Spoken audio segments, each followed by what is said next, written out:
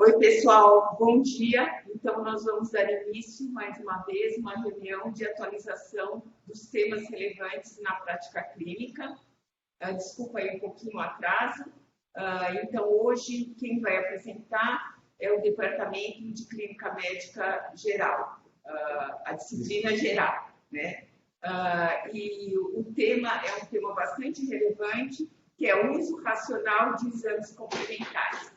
Quem vai apresentar inicialmente o caso é o Dr. Nordman Wall, que é R3 de Clínica Médica. E quem vai fazer a discussão do caso clínico é o professor Arnaldo Lichtenstein, que é médico assistente clínico geral do HCF USP, da disciplina de Clínica Geral e Propedêutica. Então, bom dia. Bom dia, pessoal. Tudo bom? Todo mundo escutando direitinho? Se tiver algum problema, alguém não estiver escutando, não estiver legal, manda uma mensagem aí no chat, que ele está aberto aqui do lado para a gente dar uma olhada, tá bom? Como a doutora Rosa apresentou, eu me chamo Nordman, eu sou R3 de Clínica Médica, aqui do programa da Faculdade de Medicina, e trouxe um caso clínico junto com o professor Arnaldo para a gente ilustrar um pouco o que a gente quer falar hoje sobre o uso racional de exames complementares. O caso clínico, por mais simples que ele possa parecer, gera muita insegurança e alguns questionamentos legais que a gente possa comentar, tá bom? Depois tem um momento de umas 3 perguntas rápidas para a gente interagir e a aula do professor. Bom, o nosso caso é um caso externo, ambulatorial, em que uma mulher de 89 anos, natural do Japão, mora já em São Paulo há 63 anos, ela vem acompanhada pelo filho devido a dificuldades de comunicação com a língua portuguesa. A queixa principal dela é que, na verdade, ela fez um exame anteriormente, que deu alterado, e ela estava a fim de uma segunda opinião sobre o que deveria ser feito, uma opinião de um clínico. Ela, há 2 meses, estava fazendo exame de rotina e solicitaram um dedímero que veio alterado em 2.500. O resto dos exames eram normais. Uma paciente que negava dor torácica ou dispneia. Ela tinha edema crônico de membros inferiores, mas sem sinais inflamatórios ou pior nos últimos meses. Pressão arterial 130/70, frequência cardíaca de 96, saturando 97 em ar ambiente, frequência respiratória 18, um peso de 56, altura de 1,5 m, mas com esse exame de 2.500 do dedímero foi optado pela internação e investigação de um suposto tromboembolismo pulmonar em julho de 2021. Ela internou, fez Doppler de membros inferiores, angiotomografia de tórax, que vieram normais. Ainda assim, foi optado pelo início de anticoagulação plena com enoxaparina em miligrama quilo subcutâneo de 12 horas, até o momento em que se soubesse por que esse dedímero aumentava.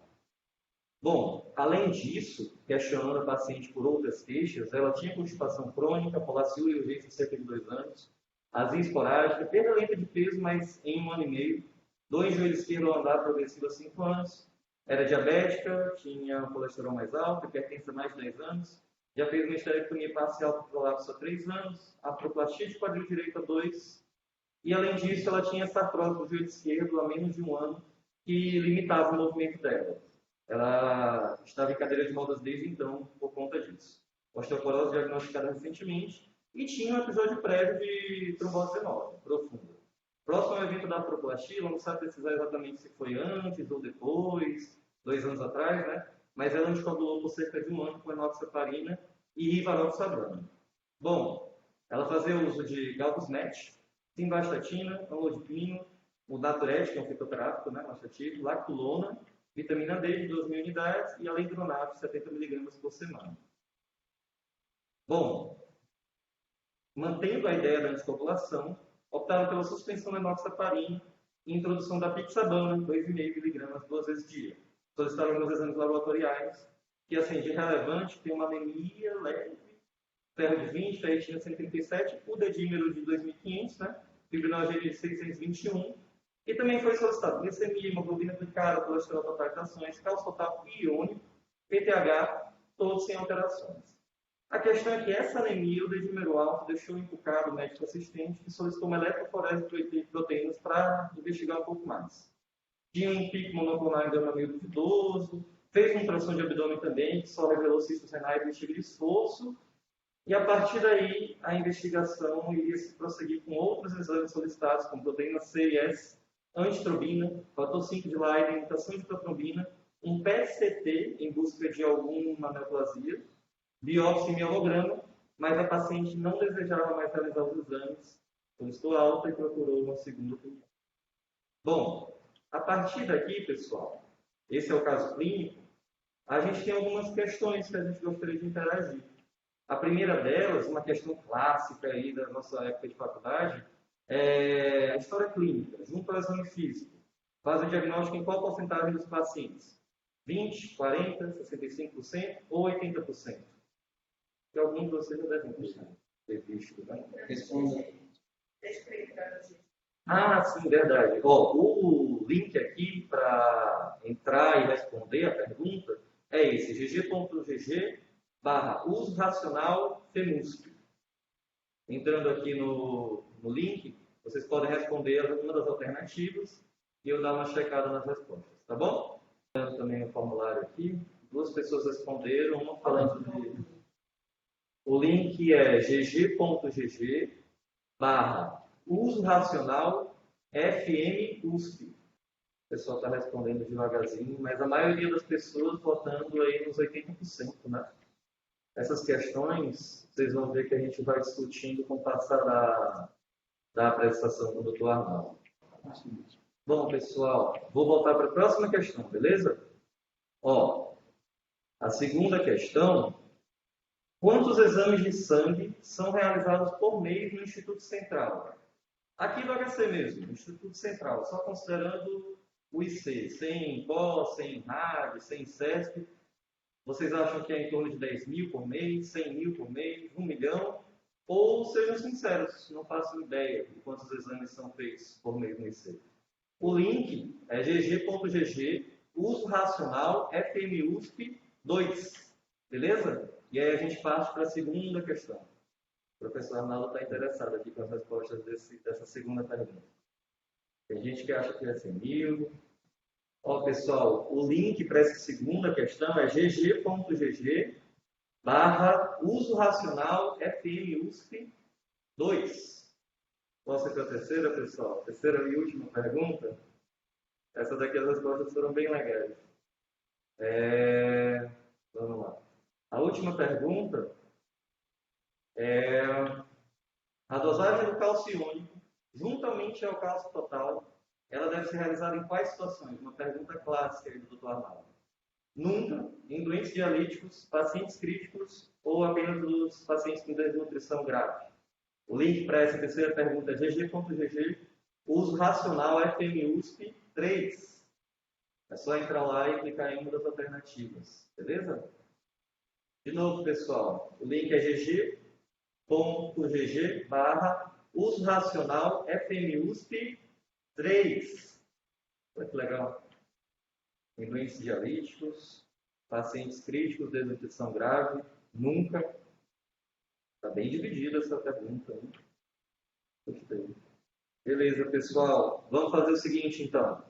Vou passar agora a palavra para o nosso mestre, professor Arnaldo, para ele comentar um pouco sobre os racionais do laboratório clínico e aí a gente descobrir um pouco das respostas. Bom dia, pessoal. Só essa imagem não é mais para despertar vocês pela beleza, mas esse é o grupo que há 10 anos se reúne para tentar entender a racionalidade de pedir exames. Foi criado há 10 anos, junto com o professor Alberto Duarte, do Laboratório Clínico. Esse grupo já teve várias mudanças, os 8 iniciais que estão aí já mudaram 4. Alguns persistem, vários incorporados. Ou seja, estamos num trabalho, a gente vai tentar mostrar o que a gente tem estudado nos últimos 10 anos a respeito. Basicamente, a ideia é auxiliar o médico na tomada de decisões de pedir exames. E como se faz isso, já que na faculdade a gente não aprende e na vida a gente não aprende. E aí a gente fica perdido chutando que exames pedir em cada situação. Mas, na verdade, já tem muita evidência sobre vários desses aspectos que a gente vai abordar aqui. O pano de fundo disso, nos Estados Unidos, são dados da American College of Physicians de 2019, antes, portanto, da pandemia, que 18% do PIB americano é gasto com saúde. Nós estamos falando de 3,5 trilhões por ano em 2017, por exemplo. Mas o pior não é o gasto absoluto, é que isso vem aumentando desde a década de 60, em 7,7%, enquanto que o PIB americano, em média, vem aumentando 2,9%. Ou seja, a conta não vai fechar, tanto é que o Obama criou o Obamacare, o Trump não conseguiu dar uma alternativa para isso, e a conta não vai fechar. E o Brasil tem seguido esse modelo americano, ou seja, é o nosso futuro. E mais do que isso, todo esse gasto não se mostrou em melhor eficiência de solução de problemas, como, por exemplo, seus vizinhos do norte, o Canadá. Por que se pede exames? Várias interpretações são dadas para esse aumento explosivo de pedidos. O envelhecimento da população e, portanto, mais comorbidades, mais exames. A supervalorização do exame complementar em relação ao exame físico e história clínica. A insegurança e inexperiência profissional. A ausência de protocolos. Desconhecimento de custos de procedimentos. Uma postura médica defensiva, isso principalmente nos Estados Unidos é um fato. Quer dizer, é muito mais fácil eu ter uma tomografia para fazer o diagnóstico de uma pneumonia do que falar que tinha crepitação, tinha febre, tinha expectoração escura. Desconhecimento, advento de novos testes. Esse é moderno, esse eu quero fazer. E também influência em meios de comunicação. Lembre-se da Angelina Jolie, né? Quando ela fez o BRCA2, mastectomia profilática ou corectomia profilática, uma enxurrada de pessoas querendo fazer BRCA2 sem nenhuma plausibilidade clínica, todo mundo querendo fazer testes novos. Um trabalho feito no Hospital Universitário aqui da doutora Isabela Bensignor mostrou, como já se tinha na literatura, que a história faz 78% dos diagnósticos, o exame físico aumenta mais 12%, o laboratório 10% dos diagnósticos eles fazem quando a história e o exame clínico não fez o diagnóstico. Sandra já tinha mostrado números aproximados disso, 73%. Esse é um quadro antes da epidemia, dos exames feitos no laboratório central do HC. Nós estamos falando de quase por volta de 11 milhões por ano, ou seja, perto de 1 milhão de exames por mês no laboratório clínico. Para se ter uma ideia da dimensão disso, isso equivale a 15% do que é feito em todo o Canadá, que é um modelo de gestão de saúde hoje em dia no mundo, como era a Inglaterra na década de 60, 70. Ou seja, só num prédio do HC, 15% do Canadá. E a tendência não é de baixa, a tendência é de alta e nem temos os dados ainda da pandemia. A gente começou, então, no laboratório clínico, tentar entender por que se fazia exames e exames caros. O primeiro passo que a gente deu foi entender, por exemplo, a maldita proteína C reativa.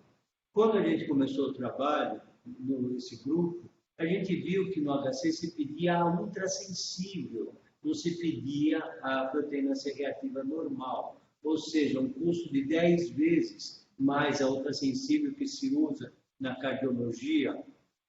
Nem vou discutir se certo ou erradamente, mas se gastava absurdamente. E num decreto se passou a usar a PCR normal e não a PCR ultrassensível. Um corte de gastos de bilhões por ano. E nessa revisão a gente indica quando pedir a proteína C reativa. E seguramente não é para fazer uma curva de PCR quando o doente está internado. e não é para decidir condutas no doente baseado no PCR e não na clínica. Para quem tiver interesse, esse é um artigo de revisão. Aí a gente foi para abrir, quer dizer, tentar entender quanto que se pedia de exames de laboratório na nossa enfermaria, na enfermaria do 6º andar do ICHC da Clínica Geral. Ou seja, fomos cortar na carne, fomos dar a cara para bater. E a gente viu algumas coisas horripilantes. Basicamente, a gente examinou 1 ano de internações, 1.000 pacientes redondamente internados, com tempo médio de internação quase 14 dias. E basicamente o que a gente viu, média de exames por dia por internação, 9,5 exames em média. O que significa como se todo dia se pedisse sódio, potássio, ureia, creatinina, glicemia, hemograma, papa, todos os dias. Ou seja, nós estamos falando de quase 10 exames por dia. Em hospitais equivalentes, por exemplo, Johns Hopkins e vários outros pelo mundo, quando esse número atinge 3, acende um alerta no hospital para se ver o que está acontecendo. Nós fazemos 3 vezes mais exames do que em hospitais de mesmo tipo de pacientes. Mais do que isso, nós estamos naquela velha norma de quem lida com economia, que quase 20% são responsáveis por 80% dos exames. Quer dizer, 20 exames são 80% do total pedido, ou seja, 17% e 70% está nessa faixa. E pasmem, olhem que exames são sempre pedidos. Além do sódio, potássio, ureia, creatinina, nós temos magnésio, fósforo, cloro, cálcio iônico, bilirrubina, e não para doentes hepatopatas, transaminases, aminotransferases, para qualquer paciente dentro da nossa enfermaria. E esse gráfico mostra uma grande cena de terror. São os mesmos exames pedidos, independentes do diagnóstico dos pacientes. Ou seja, é um pedido automático de exames, os mesmos exames para qualquer paciente. Ou seja, um computador faria isso muito mais eficiente do que, infelizmente, nossos médicos. E aqui um dado também. A repetição de exames de maneira absolutamente rotineira, independente da mudança do paciente. E a gente teve a infeliz oportunidade de fazer cálculos a partir de exames normais, coisas que seria inviável fazer em qualquer serviço e que se usa racionalmente o pedido de exames. Ou seja, vimos, por exemplo, que uma creatinina, a chance de vir um 4 normal, depois de 3 normais, é 90%, independente da situação clínica do doente. Em qualquer exame, a chance é mais de 75% de um 4º exame normal a partir de 3 normais anteriores. Ou seja, se a gente quiser ir pela estatística, um algoritmo de computador, o computador falaria absolutamente é desnecessário. Ou seja, acho que a gente não precisa ter esse alerta do computador e temos que pensar em quando repetir um exame que vem estando normal. Depois a gente foi estudar a dosagem do cálcio. E isso a gente teve a oportunidade, inclusive, de fazer algoritmos, de fazer uma revisão, quando pedir o cálcio em ambiente de UTI, em ambiente de pronto-socorro, em ambiente de enfermaria e ambiente de ambulatório. A primeira conclusão é que nunca deve se pedir cálcio total e cálcio iônico. Mas se o doente tiver albumina baixa, desnutrido, peça-se cálcio total e albumina.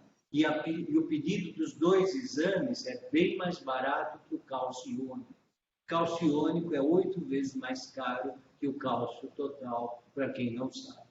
E quando a gente fez os algoritmos, né, isso não é para saber, está no trabalho, isso inclusive deu origem a uma campanha no HC alguns anos atrás que a gente vai comentar. Mas quando a gente fez esses algoritmos e mandou isso para o British Medical Journal, que a gente publicou, o primeiro comentário do revisor nos marcou profundamente. Ele falou assim, muito interessante esse trabalho, mas aqui na Inglaterra, o médico não tem a possibilidade de pedir esse exame. Esse exame é muito caro para os nossos parâmetros. Ou seja, é um exame restrito à checagem dentro do laboratório. Nós, Brasil, um país rico, podemos ter esse desperdício. E aí a gente começou um programa de conscientização dos nossos residentes, dos nossos médicos e do hospital. E a gente fez propaganda, colocou banner na entrada do hospital e depois a gente mediu de novo, depois de 4 anos, o pedido desses exames, cálcio iônico e cálcio total. E, para nossa surpresa, coisa inédita na literatura, houve diminuição de exames mal pedidos. Ou seja, a adequação dos exames foi muito maior do que no primeiro estudo. Ou seja, educação é um caminho, e é um bom caminho, e é um caminho seguro, e é isso que nós estamos fazendo aqui. A próxima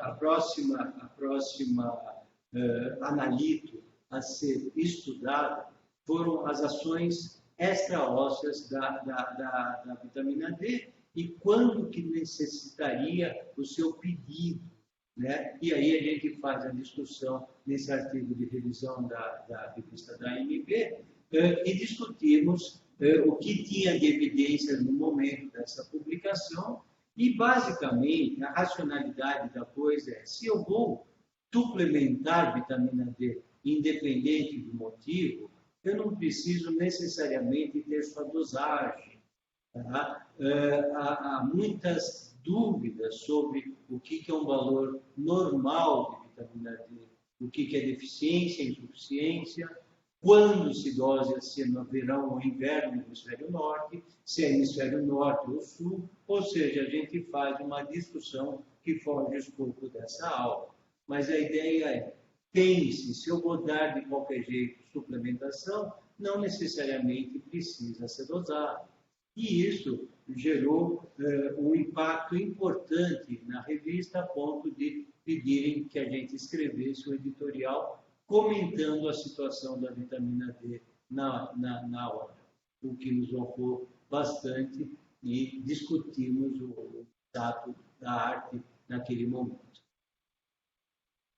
Aí fizemos um último trabalho, que foi um trabalho planejado sobre a percepção do próprio residente que pede exames sobre a utilidade desse exame que ele pediu quando se teve o diagnóstico do paciente. Ou seja, na primeira consulta de ambulatório, se pedia exames, depois do diagnóstico, o próprio residente fazia uma autoavaliação de como foi útil ou não aquele exame. Basicamente, quase 20% dos exames pedidos pelo próprio médico, ou seja, não foi uma auditoria externa. O próprio médico viu que o sódio pedido por ele no ambulatório, 42% não teve a menor utilidade. O PCR, nossa querida proteína C reativa, quase 40% não teve a menor utilidade. Fósforo, me admiro, dos 68% que teve a utilidade no ambulatório, mas o próprio residente fala que 1/3 das vezes não teve nenhuma utilidade. Isso foi adaptado por idade e índice de gravidade, quer dizer que não teve influência no pedido. E aí, nesse trabalho, a gente conseguiu dividir em categorias de por que que se pede exames para diagnóstico, para prognóstico, para tratamento ou mudança de tratamento ou para prevenção de problemas. Ou seja, são categorias que podem eventualmente ajudar o médico na tomada de decisão. Provavelmente, se houvesse uma auditoria externa, esses quase 20%, seria perto de metade, não tenho medo de errar nesse momento. Bom, como se faz estratégias para diminuir esse desperdício? Educação, como a gente viu, pode ser o caminho e deve ser o caminho, mas os trabalhos internacionais falam que, isoladamente, é muito pouco provável da diminuição de pedidos. Por isso é que o nosso trabalho do cálcio teve um impacto, porque sozinho foi incorporada na epigenética dos nossos médicos e passou de geração para geração depois de alguns anos dessa propaganda. Mas a gente vê na literatura várias alternativas. Simplesmente a restrição do pedido, como foi feito, por exemplo, na proteína C reativa ultrassensível, no feedback, que é super importante, a gente analisar por exemplo, clínicas ou por médicos dentro do hospital, por que se pede tanto exame e dá para mapear com o prontuário eletrônico e educação daí. Tem estudos falando em estímulo financeiro, por exemplo, para o residente que pede menos exames. E antes do pessoal ficar feliz, tem também a punição financeira do médico que pede muito exame. Mas o prontuário eletrônico é uma grande ferramenta que pode nos ajudar. E isso a gente está começando, acho que o pessoal já viu, de mudanças disso daí. Por exemplo, nós estamos falando de uma eletroforese de hemoglobina. Quantas vezes eu devo pedir uma eletroforese, uma vez que a genética do paciente, por exemplo, falciforme, não tem sido mudada ultimamente, né? Ou a anticorpos contra hepatite B, que isso permanece por décadas com o paciente, não faz sentido pedir todo ano. A gente viu, por exemplo, em homenagem à professora Rosa aqui, fator antinúcleo. Não adianta pedir todo mês um fator antinúcleo. Obviamente, a atividade do doente é bem mais prolongada do que mensalmente, né? Uma folha de pedidos, se ainda houver folha, né, se não for o pedido inteiramente em prontuário eletrônico, mas a folha de pedidos, ela influencia bastante nisso. Os experientes, ia falar idosos, os experientes que estão assistindo a essa discussão, vai lembrar do HC, quando se tinha papéis para pedido de exame, em que cada pedido era feito num papel, se tinha folha carbonada, se fazia em 2 vias, se tinha um picote embaixo, e se cada exame era um pedido.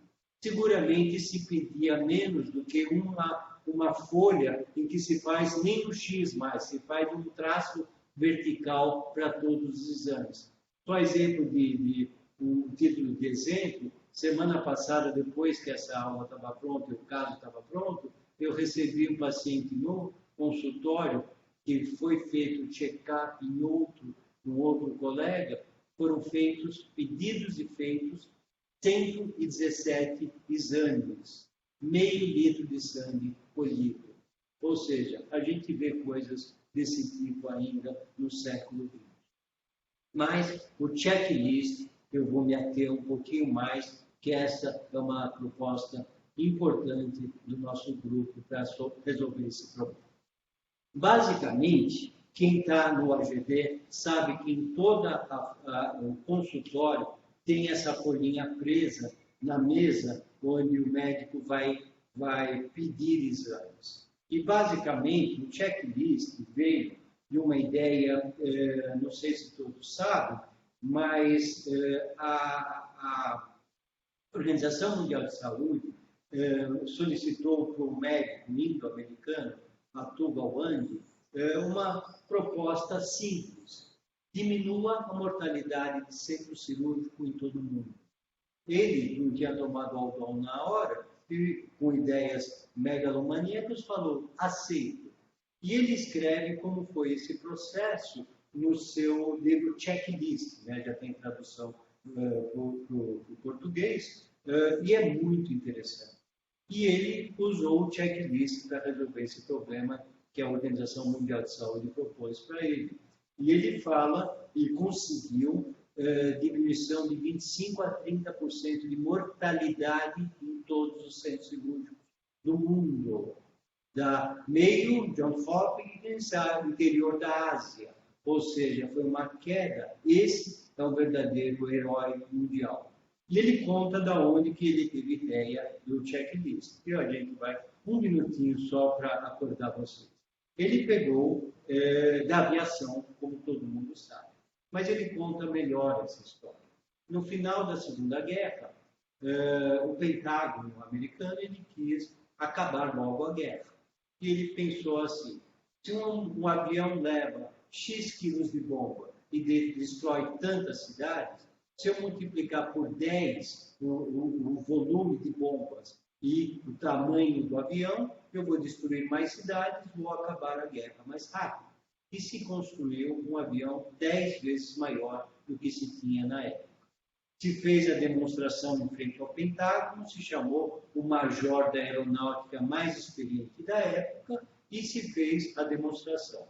O avião levantou o voo, voou e depois de alguns metros caiu, explodiu e o major morreu. Eles abandonaram esse projeto e foram para a bomba atômica. Veja que divisão de águas, né, da humanidade naquela demonstração. Mais tarde se foi atrás e viu que o avião era absolutamente viável e que o major, com aquela responsabilidade que ele estava nas costas, ele não seguiu os protocolos para decolar e pilotar um avião. E a partir daí se adotou protocolos para a aeronáutica. Ou seja, foi uma cópia para medicina e como tem em várias outras áreas. E basicamente o que a gente fez foi humildemente sugerir 6 questões antes de pedir qualquer exame complementar. A primeira questão é: certifique-se que não há o mesmo exame já em andamento. Muito comum no nosso hospital, internos e residentes pedirem um exame ao mesmo tempo com diferença de horas. Não adianta pedir um exame que está sendo realizado. A realização desse exame é segura para a saúde do paciente?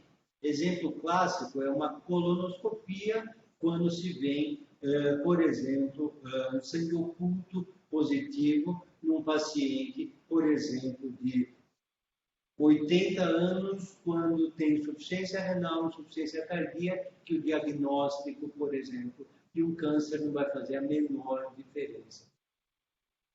Esse exame é coerente com as hipóteses diagnósticas, ou seja, tenha hipóteses diagnósticas antes de pedir o exame. A evolução clínica justifica a solicitação por repetição do exame? Lembre-se do exemplo que eu dei da creatinina, pedido mensalmente, sem nenhuma variação do exame. O resultado do exame pode mudar a conduta? Se não for mudar a conduta, sabendo se o exame está alto, baixo ou normal, não faz a menor diferença. Não pedir esse exame prejudicará o paciente? Essa é uma questão para ser refletida. Tá? Então, isso não é só um problema do HC, obviamente, é um problema de toda São Paulo, de todo o Brasil, de todo o mundo. Né? Isso, enquanto a gente não tiver uma racionalidade para saber o que a gente está fazendo, a gente vai continuar, por exemplo, com o que acontece no convênio de São Paulo, que eu tive a oportunidade de ter o dado, de que 1/3 de todos os exames pedidos não são checados pelo médico. Ou seja, não faz a menor diferença. Os custos aumentam, mas mais do que isso, o doente é prejudicado. Vamos voltar à nossa doente e vamos ver o que desencadeou essa situação dela. O dedímero causou internação e anticoagulação. Veja, dedímero, nós estamos falando que é um exame criado para afastar o diagnóstico no pronto-socorro quando a suspeita é baixa. Ou seja, se não havia suspeita, no exame de rotina não se pede. E mais do que isso, ele alto, uma suspeita baixa, é a suspeita baixa que prevalece. Então, nós não estamos numa situação de investigar mais, e mais do que isso, de anticoagular mais. Isso gerou uma cascata de novos exames. Se anticoagulou, a paciente ficou em risco absurdo aos 89 anos, e não contente com isso, o colega foi atrás de trombofilias hereditárias aos 89 anos. Se foi atrás de câncer para uma não trombose. Veja, isso poderia ter matado a doente. E não contente, a eletroforese mostrou um diagnóstico de significado incerto, no mínimo, gerando ansiedade. Essa retirada de sangue total do doente pode ter causado anemia ferropriva nesse doente. Ou seja, se a gente não racionalizar, a gente vai começar a ter outros problemas que merecem outras reuniões. Primeiro, a segurança do doente. E a gente sabe que iatrogenia está entre as 5 maiores causas de morte do paciente, no mínimo intra-hospitalar. E overdiagnosis, quer dizer, o sobrediagnóstico, é cada vez mais comum na medicina. E nós vemos a cada momento isso. Ou seja, a gente pode estar criando problemas mais sérios do que resolvendo. Lembre-se que no 8º círculo de Dante, o inferno está cheio de boas intenções. A conduta para essa paciente foi suspender anticoagulante, não realizar PET-CT para câncer, não investigar hemofilias, tratar a possível ferropenia, e a ideia seria, se essa ferropenia fosse corrigida e não caísse, deixe essa senhora. Se ela voltasse a cair, a gente ia pensar em investigação. Ela faz fisioterapia e discutir eventualmente uma analgesia mais potente para essa dor. E avaliar a incontinência urológica. Esse caso foi trazido pelo Dr. Edson Paiva, nosso assistente, que pegou em ambulatório, e nós evitamos nova internação da paciente. Todos são bem-vindos ao laboratório, estão as portas abertas e vamos tentar mudar essa realidade cruel do mundo, não só da nossa instituição. Muito obrigado. Então, eu queria agradecer o Arnaldo pela excelente exposição. E agora a gente vai abrir para perguntas. E eu queria também já perguntar para o Arnaldo, porque eu vi que numa dessas que você coloca os exames, principalmente nas especialidades, por exemplo, na reumatologia, eu acho que uma das coisas que é importante é você ver eventos adversos, né, da própria medicação. Então, acho que naquele que você coloca o diagnóstico, prognóstico, vale a pena colocar também a checagem por eventos adversos. Então, se você for introduzir, por exemplo, um metrexate, então você tem que fazer... A avaliação entra aí no tratamento, a avaliação é mais perfeita. Eu acho que vale a pena isso é uma categoria.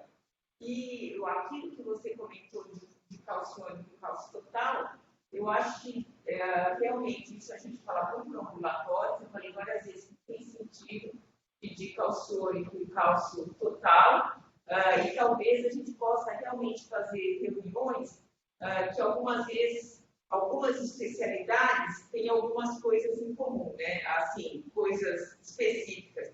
Então, acho que é uma coisa interessante fazer essa abordagem. Vamos ver ali se tem alguma pergunta.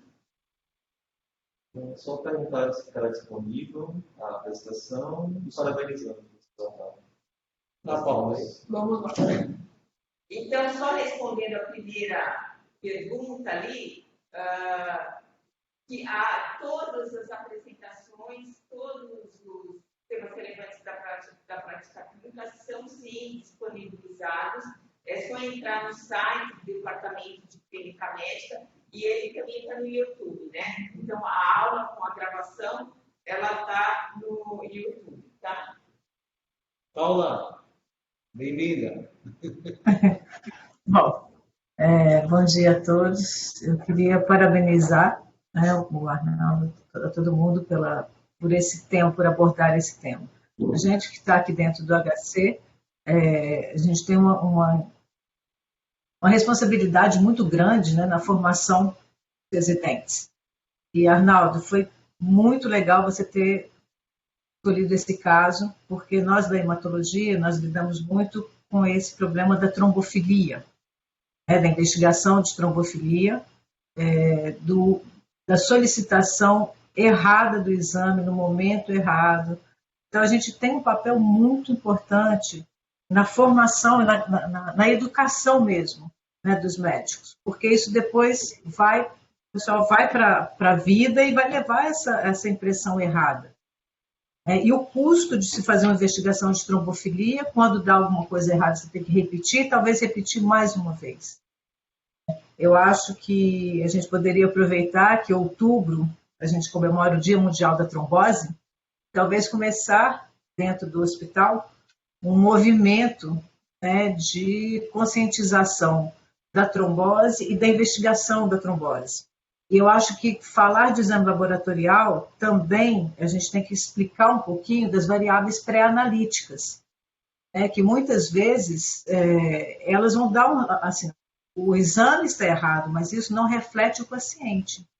Então, eu acho que incluir essa noção também de quando vai se colher um exame, principalmente para os exames de coagulação, respeitar o volume, respeitar o tempo entre a coleta e a realização do exame. Eu acho que noções básicas de variáveis pré-analíticas também deveriam ser, de alguma forma, disponibilizadas aí quando a gente está fazendo esse processo educacional. Achei fantástico essas checklists, essas listas aí.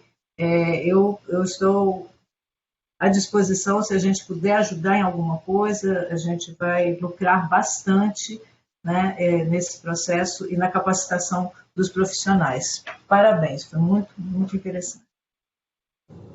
Paula, então a ideia, eu clínico, sou médico, sou patologista clínica, e aí a ideia é assim, eu aprendi bastante, principalmente nas pré-analíticas, quer dizer, veja como você colhe o exame, quer dizer, é muito comum, potássio está alto, o que aconteceu? Se comprimiu a veia do doente e garroteou durante muito tempo. Tem hemácias dismórficas na urina.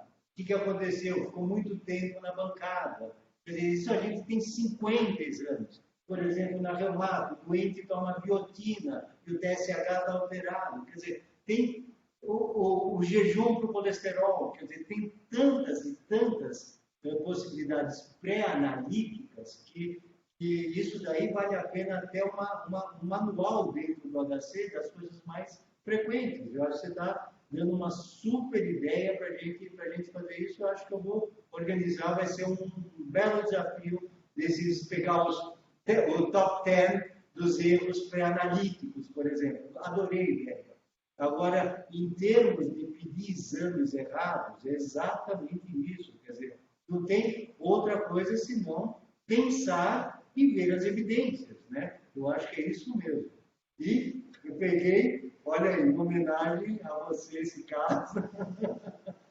Mas é isso, porque isso é uma coisa que está na crista da onda aí, pensando em Covid, né, o dedímero que a gente tem discutido tanto na padronização do hospital, né? E é isso mesmo, o mês da trombose, outubro, Sociedade Brasileira de Trombose e Hemostasia vai estar plena nisso, né? Aliás, eu faço parte da diretoria. a ideia é, sem dúvida, fazer essa campanha até de conscientização, de pedidos. É isso mesmo. É isso. Muito bom. Bom dia, Arnaldo, bom dia, Rosa, bom dia a todos. Aqui é o Wanderson da Emato. Eu queria parabenizar aí o Arnaldo e todos aí. E eu acho isso super importante e gostaria também só de comentar que não é um problema só da clínica médica, mas a gente recebe no dia a dia, a Paula também pode comentar, de principalmente uma especialidade que pede muito pesquisa de trombofilia, a ginecologia, e a gente fica muito assustado com pacientes vindo em consultórios com exames de trombofilia, de pesquisa de trombofilia, e que na realidade não tem sentido ficar pedindo. Então, eu queria estender, não só para a clínica médica, mas para outras especialidades também, o fator de pedir exames sem necessidade, que isso causa um transtorno enorme para as famílias. Bom dia. Obrigado, professor. Cíntia. Bom dia, meu nome é Cíntia, eu sou médica também do grupo da Paula, da hemostasia, e também participo no ICESP. E uma preocupação muito grande que eu acho que o laboratório poderia fazer um trabalho conjunto com os médicos de cada clínica é o critério de quando colher o exame, se dentro desse trabalho de condições pré-analíticas, muitas vezes a gente vê que exames que são pedidos com uma intenção e na verdade não são feitos, você recebe resultados, por exemplo, o antifator 10 ativado para rivaroxabana no ICESP. É um exame que não é feito, porque a gente não tem padronização para rivaroxabana, mas as pessoas pedem e o resultado é liberado. Então, isso faz com que cada vez mais as pessoas peçam porque acham que estão fazendo certo. Isso não está no protocolo, o protocolo fala para não pedir, as pessoas pedem, é colhido, o resultado é liberado. Então, acho que um trabalho conjunto que acho que o laboratório poderia ajudar muito na hora que se pede um exame que não é feito ou é colhido na hora errada ou a amostra está inadequada, não soltar o resultado, mas sim uma orientação para o colega, esse resultado não está disponível, não é feito na instituição, porque aí isso ajuda as pessoas a não pedirem de novo e a seguirem o que está no protocolo. Cíntia, obrigado pela pergunta. A gente discutiu muito isso numa outra situação. Por exemplo, quando se pede a gaso completa, a gaso completa vem com vários eletrólitos, que é feito no mesmo aparelho, Isso é feito automaticamente, mesmo que o médico não peça. Imagina isso daqui? Então, a questão esbarra na ética. A partir do momento que você tem um pedido, que você faz outros exames, o que acontece quando um exame desse está alterado e o médico não pediu? Então, fica uma questão para se discutir. Por exemplo, o médico não pediu o fósforo, mas foi feito porque o exame faz conjuntamente. O que fazer com o exame alterado do fósforo? A gente pode simplesmente ignorar porque o médico não pediu, ou é dever do laboratório falar que foi feito esse exame e ele está alterado e, portanto, vamos criar um problema onde não existia ou alertar onde existia. Quer dizer, é uma questão ética muito importante. E aí, sem dúvida, que entra no que você falou do anti-10A para anticoagulantes de ação direta, é a não indicação. Então, aí, de novo, é a educação.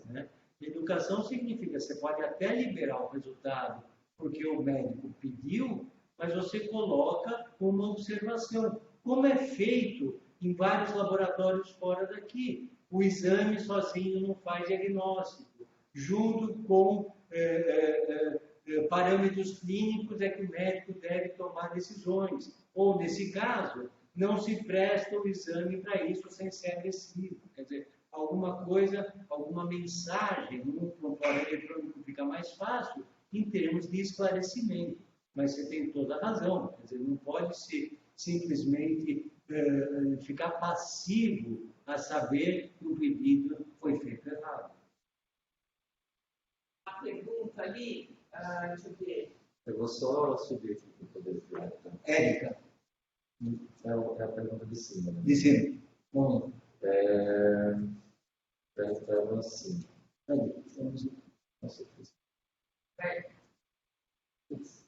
Arnaldo, você poderia discutir um pouco mais sobre a questão dos pedidos generalizados e aleatórios de fora do contexto da investigação de osteoporose? E se a doutora Rosa puder, quiser complementar. Tá. Então, veja, quer dizer, os estudos iniciais de vitamina D para definir o que é normalidade do exame, veio com um número absurdamente pequeno de pacientes, 200 pacientes, vistas a partir da elevação do PTH, ou seja, elevação indireta, supondo que o PTH aumentaria quando tivesse deficiência de vitamina D.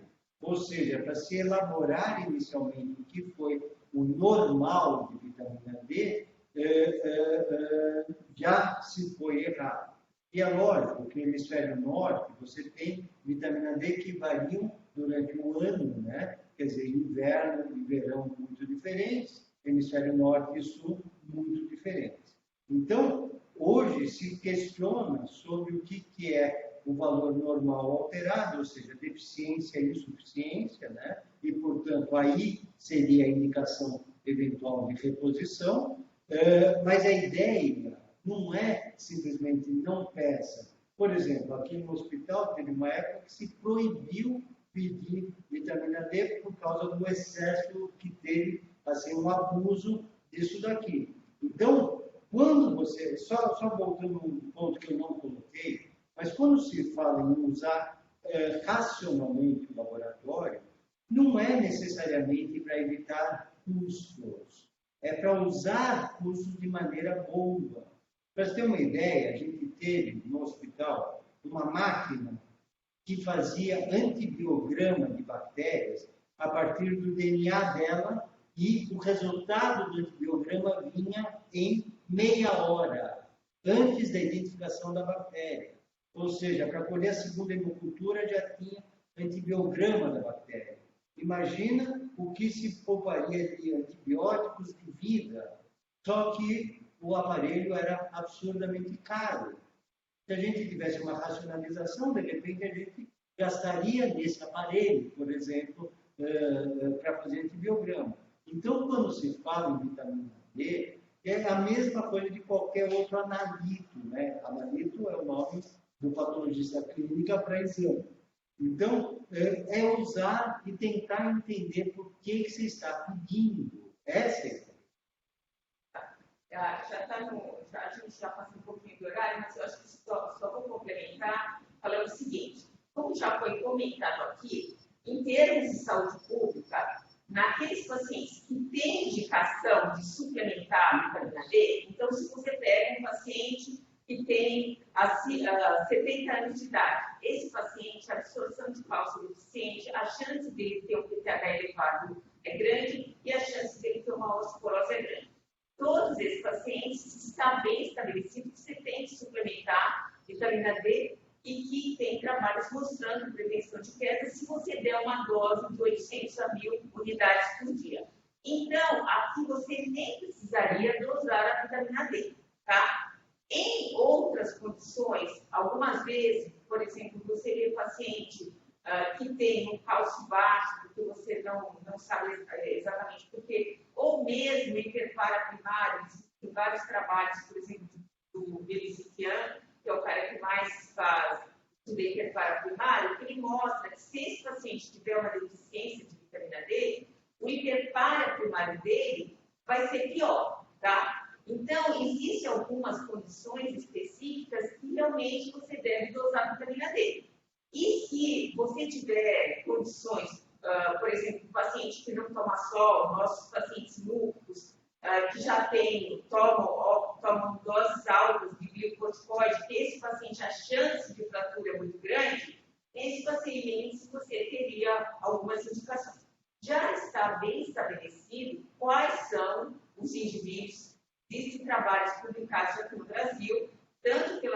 Sociedade de Endocrinologia, como pela Sociedade de Laboratório, né, Trabalhos Brasileiros, que, em que condições você tem que pedir realmente a vitamina D, que é paciente com osteoporose, você vai aumentar ou não aumentar, não está respondendo com bisphosphonato, que é uma outra chance do paciente não ter resposta se tiver uma vitamina D. Então, lá está bem estabelecidos quais são os casos que devem ser indicados à prescrição de vitamina D. E são os mesmos guidelines internacionais. Então, o nosso guideline aqui no Brasil, da Sociedade de Patologia Clínica, são os mesmos internacionais, já está bem estabelecidos. Mas vale a pena frisar que se você vai suplementar longamente, você vai dar 800 unidades, e na verdade você não precisaria dosar, você precisaria dosar em condições especiais. Então, acho que parabenizar de novo o serviço de clínica médica geral e propedêutica, né, pela apresentação, e a gente pode até, nas próximas reuniões dos temas relevantes, cada clínica a gente pode seguir durante umas próximas reuniões, né, ou no ano que vem, baseado nessa parte de uso racional